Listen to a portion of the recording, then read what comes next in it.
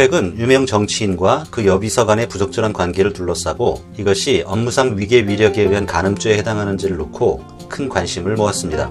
이에 편승하여 일부 정치인들은 No means no 룰을 적용한 비동의 간음죄 도입을 주장하기도 했는데, 핵심적인 내용은 상대방의 분명한 거부 의사에 반하여 성관계를 갖는 행위를 처벌하여 현행 성폭력 관련 입법의 빈틈을 메워야 한다는 것입니다.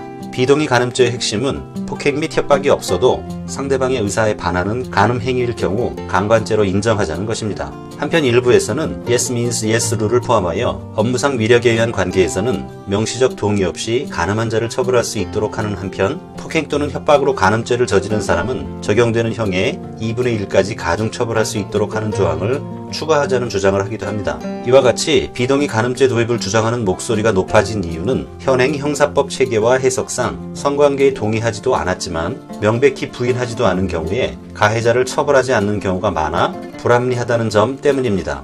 마땅히 처벌되어야 할 사안들에서 형사법이 피해 여성을 보호해주지 못한다는 목소리가 커졌다는 것입니다. 하지만 비동의 간음죄를 실제로 도입하여 적용하는 데에는 적지 않은 이론적인 문제점이 존재한다는 지적 역시 만만치 않습니다.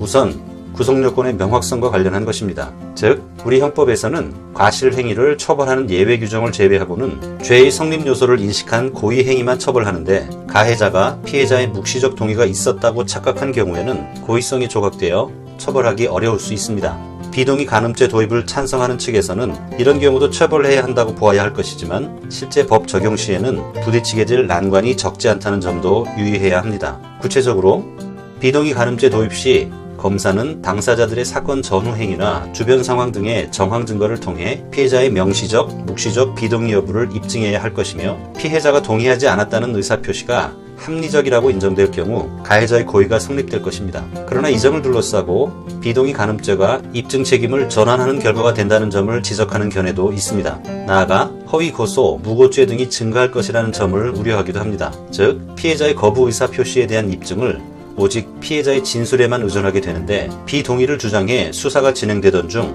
피해자의 동의가 있었다는 결정적 증거가 발견되어 피해자가 무고죄로 처벌될 가능성이 현재보다 더 커질 것으로 예상된다는 것입니다. 동의 여부를 판단하기 위해 현재보다 더 피해자의 주관에 의존할 수밖에 없어 피해자 개인에게 형사책임 문제가 과도하게 기속될 위험도 내재합니다. 일부에서는 비동의 요건이 도입된다면 피해자의 동의 없음 내지 피고인의 피해자 동의 주장을 둘러싸고 이를 입증하기 위한 공방이 이어질 것이라며, 이 과정에서 피해자가 겪게 될 2차 피해를 최소화할 수 있는 절차적 보장장치도 고려해야 한다고 주장합니다.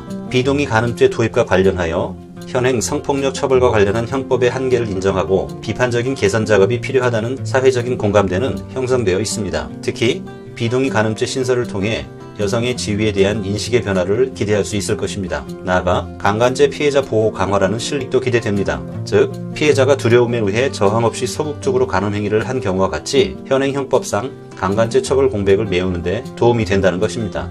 그런데 이와 같은 비동의 간음죄와 관련하여 더 크게 생각해 보아야 할 점은 형사법 체계의 적합성일 것입니다. 우리 사회는 늘 어떤 문제가 터질 때마다 여론을 의식하여 원포인트 법 개정이 있어 왔습니다. 문제는 그 결과 특히 성범죄와 관련한 다수의 법률이 존재하여 법률 전문가라고 자타가 인정하는 법관마저도 구체적인 사건에서 어떤 법률을 적용해야 할지 혼란스러워한다는 것입니다. 새로운 범죄 구속 요건을 신설하거나 법정형을 높이는 것보다 더 중요한 일은 성범죄에 관한 형사법 체계를 정비하는 것입니다. 그 방식은 우선 각종 특별법의 산재에 있는 성범죄 처벌 규정을 형법에 통합, 편입하는 방식이어야 한다는 것이 전문가들의 일반적인 조언입니다.